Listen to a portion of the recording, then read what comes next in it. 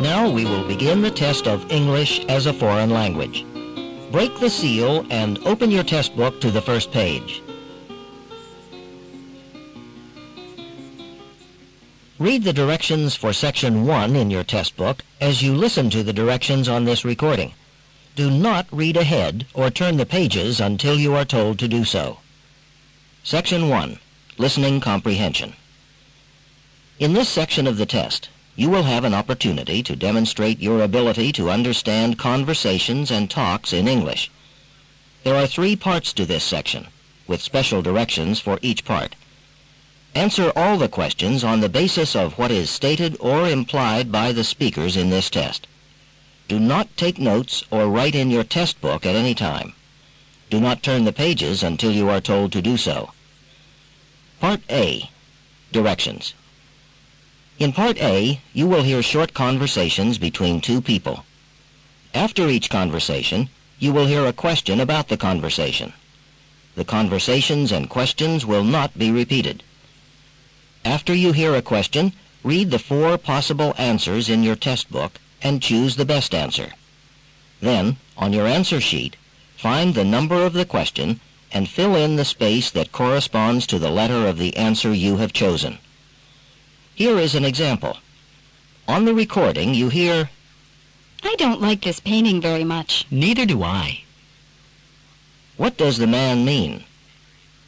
In your test book, you read, A. He doesn't like the painting either. B. He doesn't know how to paint. C. He doesn't have any paintings. D. He doesn't know what to do. You learn from the conversation that neither the man nor the woman likes the painting. The best answer to the question, "What does the man mean?" is A. He doesn't like the painting either. Therefore, the correct choice is A. Go on to the next page.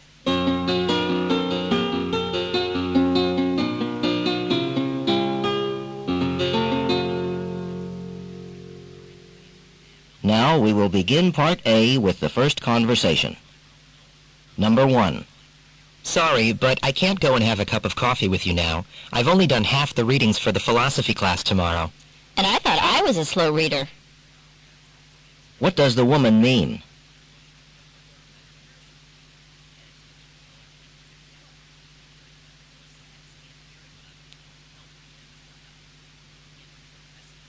Number 2. I entered one of my new photographs in the newspaper's contest. If it's anything like the others you've shown me, I'm sure you'll come out on top. What does the man mean?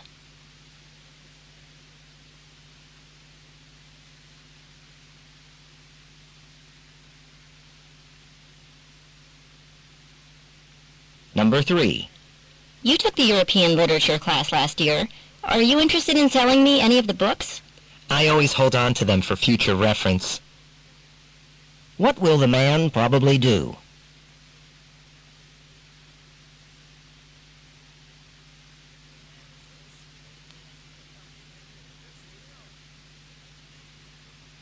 Number 4. I haven't heard from Janet since she entered medical school. I wonder how she's doing. Well, I understand she gave our department secretary her new address and phone number. Why don't you try to get in touch with her? What does the woman suggest the man do?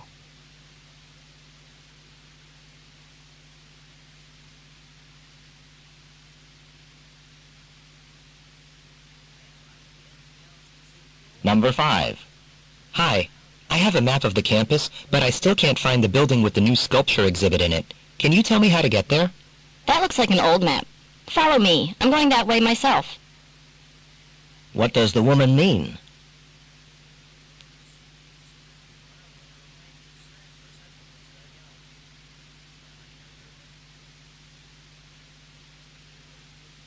Number 6. I just got my traveler's checks for the trip to California. I hope $300 will be enough. I guess I'd better do that before Friday, huh? Maybe I can get to the bank tomorrow after physics class. What can be inferred about the woman?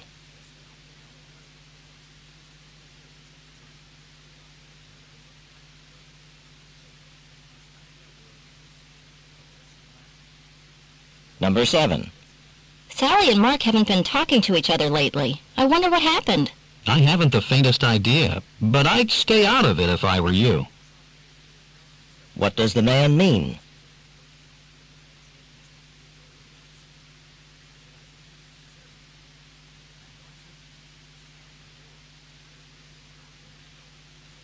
Number 8. Did you hear that my parents are planning a trip to Vancouver? What, Philip? What does the woman want to know?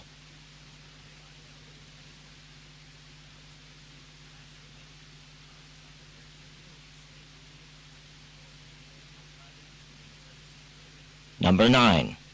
I keep putting off getting my passport application. Thank goodness I didn't drag my feet on that one.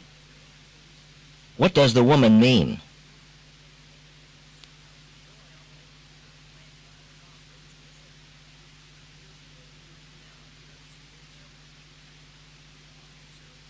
Number 10.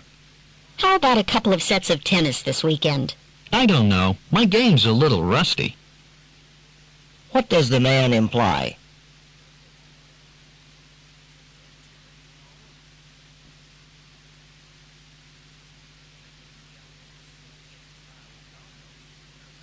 Number 11.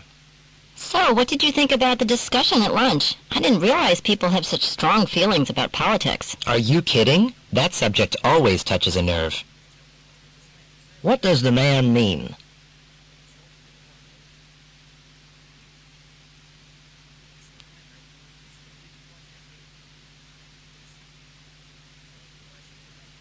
Number 12. I don't want to buy the book Professor Brown told us to read for the exam. Do you think you could lend me yours? Well, I'm not using it right now, but I really need to keep it handy just in case. What does the woman mean?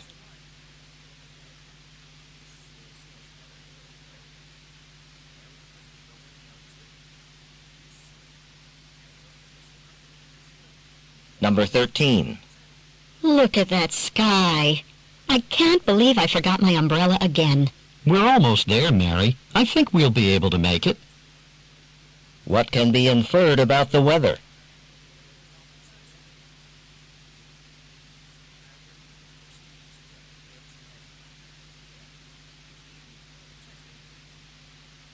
Number 14. I don't know why the university requires freshmen to live in the dorms for a whole year. Cheer up. You'll be able to live off campus next year if you want. What can be inferred about the woman?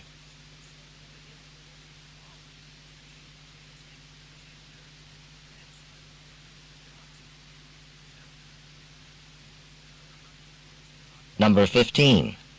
So you and Julie are no longer roommates. I'm not surprised. You two never did seem very compatible. Yeah, well, it's not that we didn't get along. We just didn't have much in common. What can be inferred about the woman?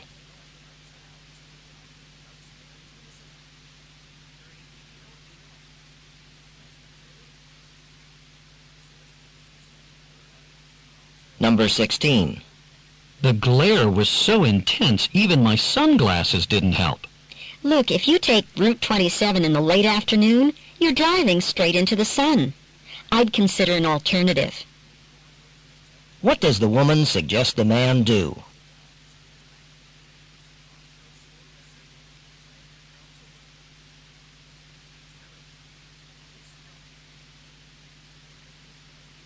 Number 17. Remember when I said I might have to back out of the concert if I didn't have my history paper done yet? Well, guess what?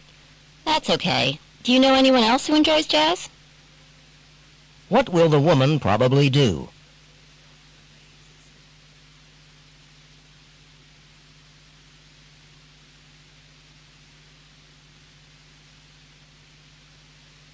Number 18. Personally, I've never cared for the food at Sullivan's. I think it all depends on the chef's mood that day. What does the man imply?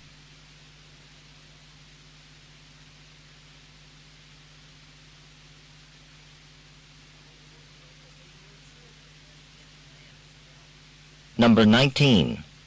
You look worn out. Are you feeling under the weather?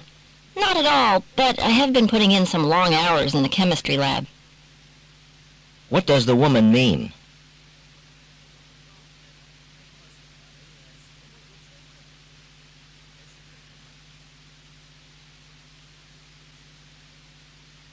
Number 20.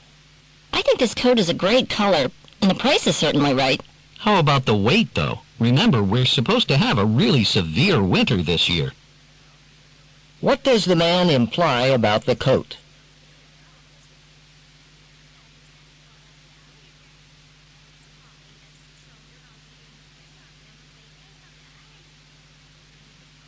Go on to the next page.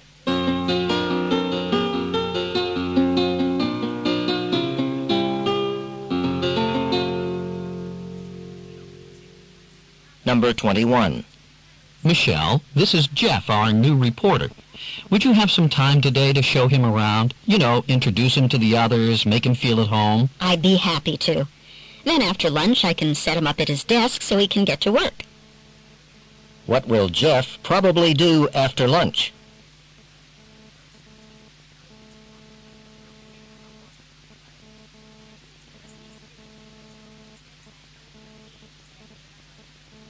Number 22. Do the directions say we should go left or right at this stop sign? That's funny. I don't actually see anything here about it. What does the man imply?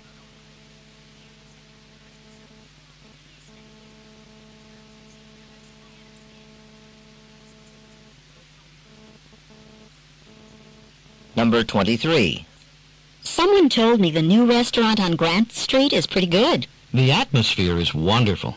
But what's more important to you? Good food or a nice atmosphere? What does the man imply?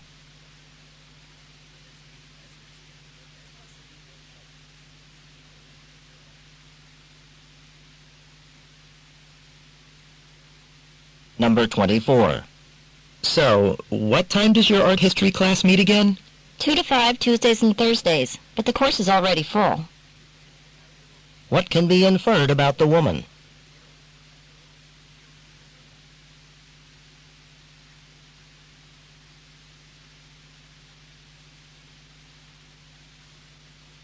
Number 25. I heard you just had your wisdom teeth removed. How do you feel? Actually, there's not much swelling, and I got something for the pain. What does the man mean?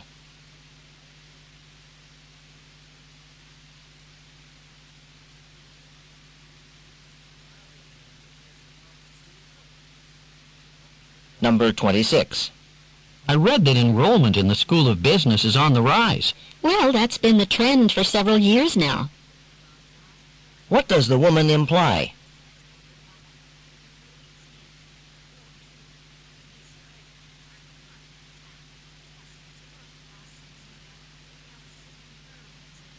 Number 27. It's 9:15. Did you just get to the lab? Yes, I was up late studying and I overslept again. I guess I need a louder alarm clock. What can be inferred about the man?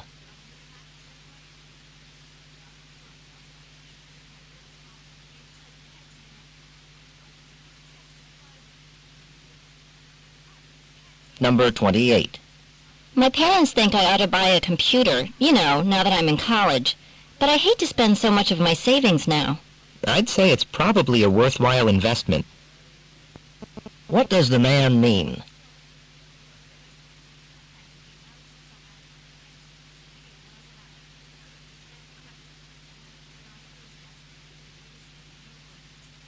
Number 29. Do we need to get the concert tickets in advance? There may be some for sale at the door at a higher price. What does the woman say about the tickets?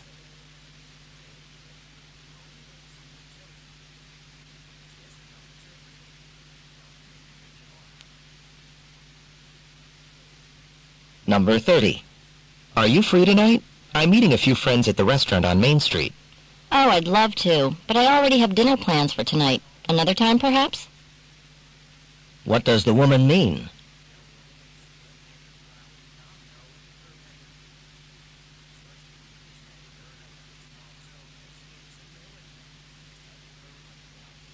This is the end of Part A. Go on to the next page.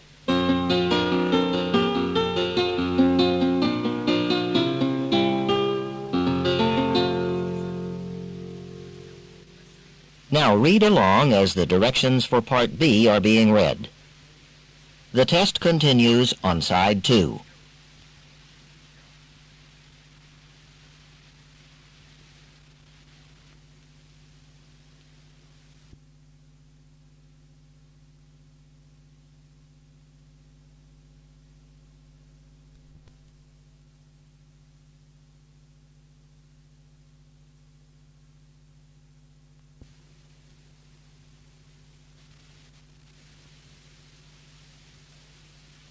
Part B. Directions. In this part of the test, you will hear longer conversations. After each conversation, you will hear several questions. The conversations and questions will not be repeated. After you hear a question, read the 4 possible answers in your test book and choose the best answer. Then, on your answer sheet, find the number of the question and fill in the space that corresponds to the letter of the answer you have chosen. Remember, you are not allowed to take notes or write in your test book. Go on to the next page.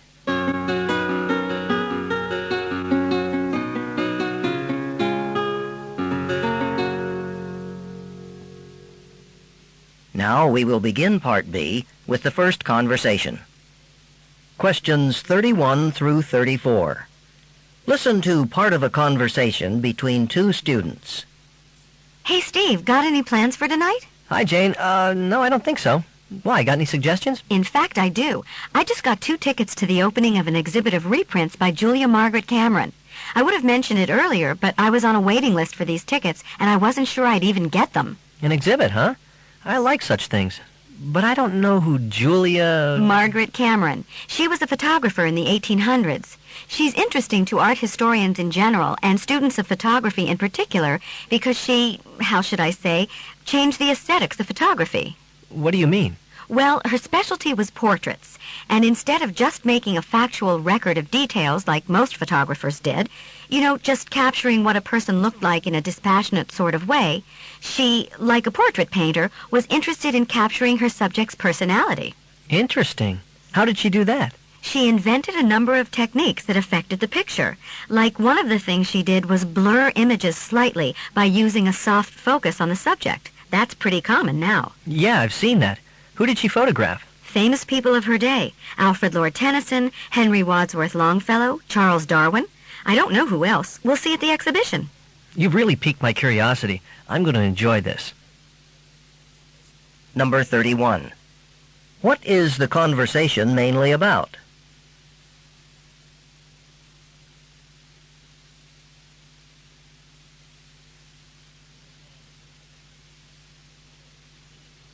Number 32.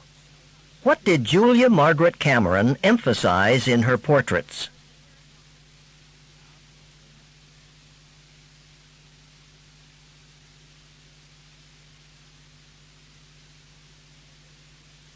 Number 33. According to the conversation, what unique photographic technique did Julia Margaret Cameron use?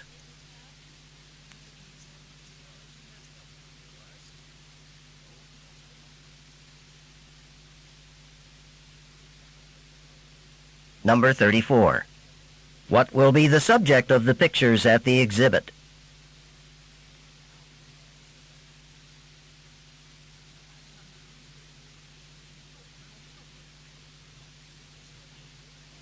Questions 35 through 38. Listen to a conversation between 2 students. Do you want to go to the movies with us on Saturday? Thanks, but I have to start my research project. I'm taking that same anthropology course you took with Professor Grady. The one on ethnographic interviewing? Oh, good. I'm sure you'll get a lot out of it. I have to admit, the word ethnography scared me a little at first.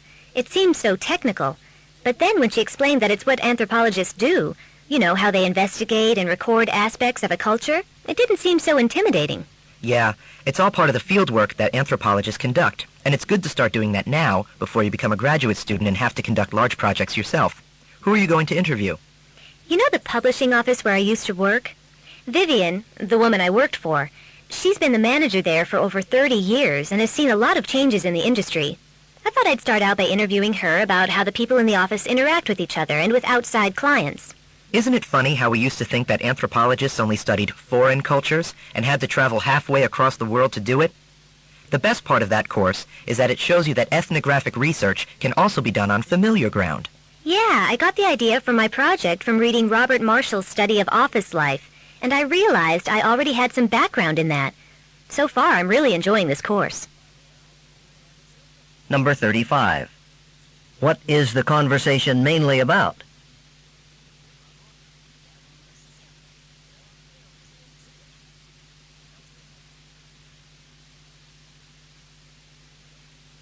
Number 36. What does the woman say about the subject of ethnography?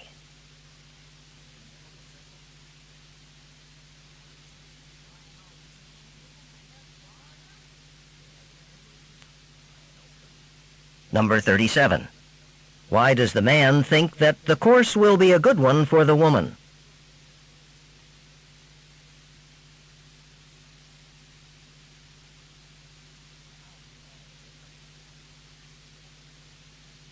Number 38. Who is the first person the woman will interview?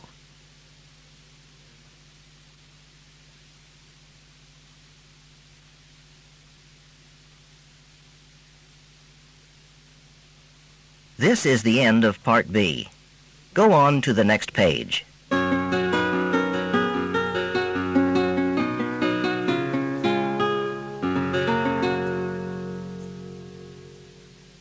Now read along as the directions for Part C are being read. Part C. Directions. In this part of the test, you will hear several short talks. After each talk, you will hear some questions. The talks and the questions will not be repeated.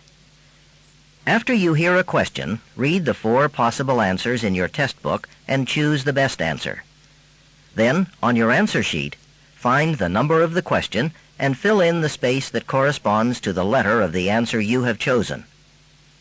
Here is an example. On the recording you hear, "Listen to an instructor talk to his class about a television program." I'd like to tell you about an interesting TV program that'll be shown this coming Thursday. It'll be on from 9 to 10 p.m. on Channel 4. It's part of a series called Mysteries of Human Biology. And the subject of the program is the human brain, how it functions and how it can malfunction. Topics that will be covered are dreams, memory, and depression. These topics are illustrated with outstanding computer animation that makes the explanations easy to follow. Make an effort to see this show. Since we've been studying the nervous system in class, I know you'll find it very helpful. Now listen to a sample question. What is the main purpose of the program? In your test book, you read, A, to demonstrate the latest use of computer graphics. B, to discuss the possibility of an economic depression. C, to explain the workings of the brain. D, to dramatize a famous mystery story. The best answer to the question, what is the main purpose of the program, is C, to explain the workings of the brain. Therefore, the correct choice is C. Now listen to another sample question. Why does the speaker recommend watching the program? In your test book, you read, A, it is required of all science majors. B, it will never be shown again. C, it can help viewers improve their memory skills. D, it will help with coursework. The best answer to the question, why does the speaker recommend watching the program, is D, it will help with coursework. Therefore, the correct choice is D. Remember, you are not allowed to take notes or write in your test book. Go on to the next page.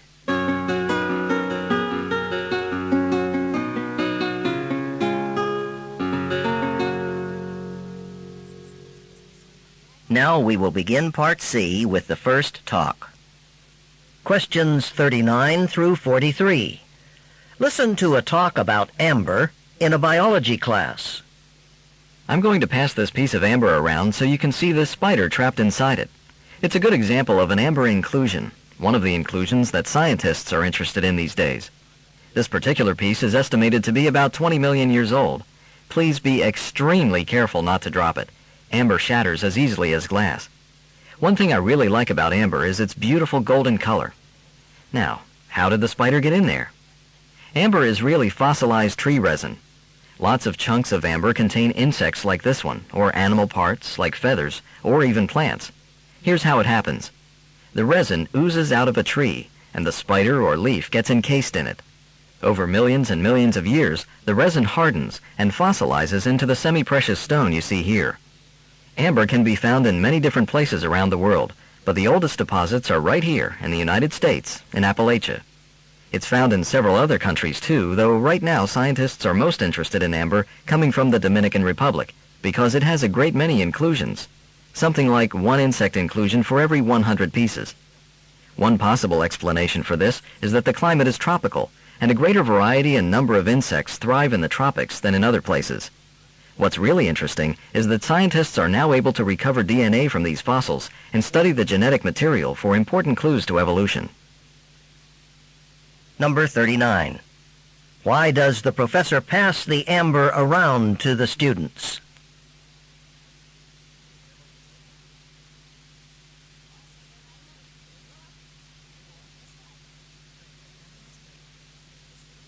Number 40.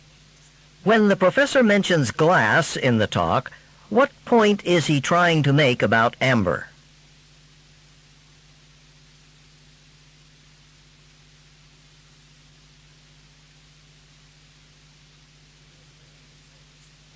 Number 41. What is amber derived from?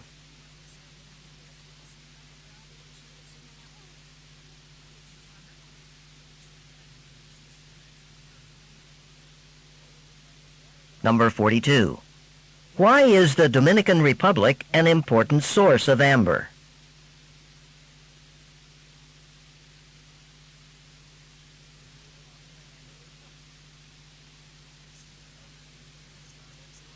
Number 43. What type of amber is probably the most valuable for genetic research?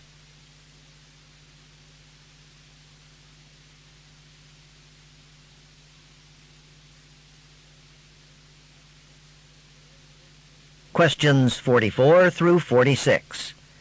Listen to part of a lecture in an American history class. Now, we've been talking about the Revolutionary period in United States history, when the colonies wanted to separate from England. I'd like to mention one point about a very famous episode from that period, a point I think is pretty relevant even today. I'm sure you remember from when you were children the story of Paul Revere's famous horseback ride through the Massachusetts countryside. In that version, he single-handedly alerted the people that the British were coming. We have this image of a solitary rider galloping along in the dark from one farmhouse to another. And of course, the story emphasized the courage of one man and made him a hero in our history books, right? But that rather romantic version of the story is not what actually happened that night. In fact, that version misses the most important point entirely. Paul Revere was only one of many riders helping deliver the message that night, just one part of a prearranged plan that was thought out well in advance in preparation for just such an emergency. I don't mean to diminish Revere's role, though. He was actually an important organizer and promoter of this group effort for freedom. These midnight riders didn't just go knocking on farmhouse doors. They also awakened the institutions of New England. They went from town to town and engaged the town leaders, the military commanders, volunteer groups, even church leaders, people who would then continue to spread the word. My point is that Paul Revere and his political party understood, probably more clearly than later generations ever have, that political institutions are there as a kind of medium for the will of the people, and also to both build on and support individual action. They knew that success required careful planning and organization. The way they went about their work that night made a big difference in the history of this country. Number 44. What does the story of Paul Revere usually emphasize?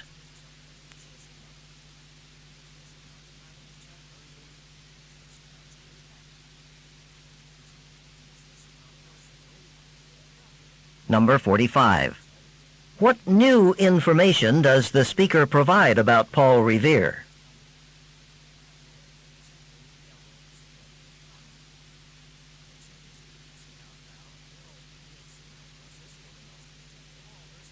Number 46.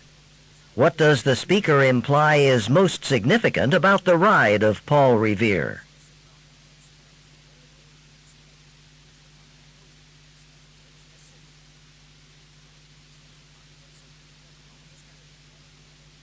Questions 47 through 50. Listen to part of a talk in a history of science class. Let me warn you against a mistake that historians of science often make. They sometimes assume that people in the past used the same concepts we do.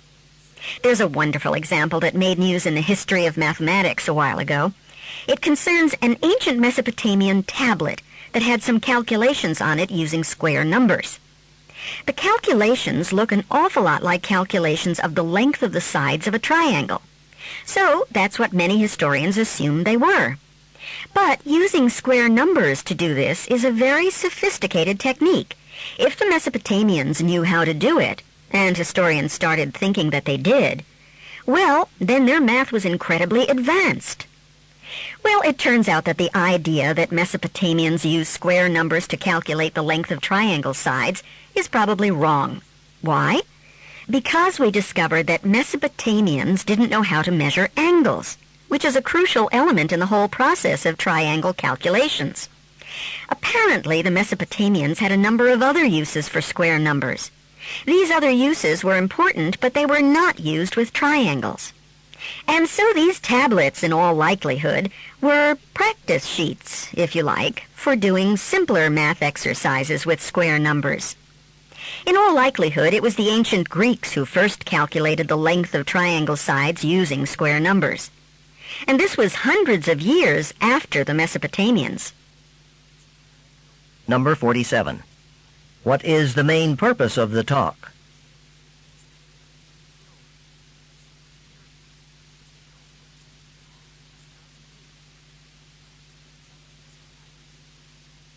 Number 48. According to the professor, what did some historians mistakenly assume about the Mesopotamians?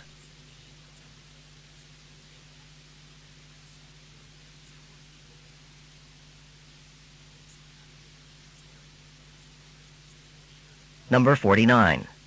What was on the Mesopotamian tablet mentioned in the talk?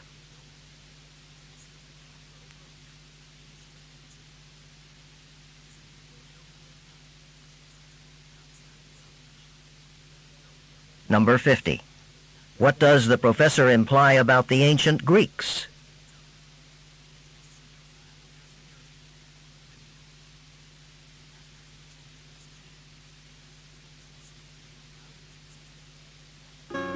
This is the end of Section 1, Listening Comprehension. Stop work on Section 1. This is a reminder. At the end of the test, the supervisor will collect all of the test books. You may not leave until all of the test books have been collected.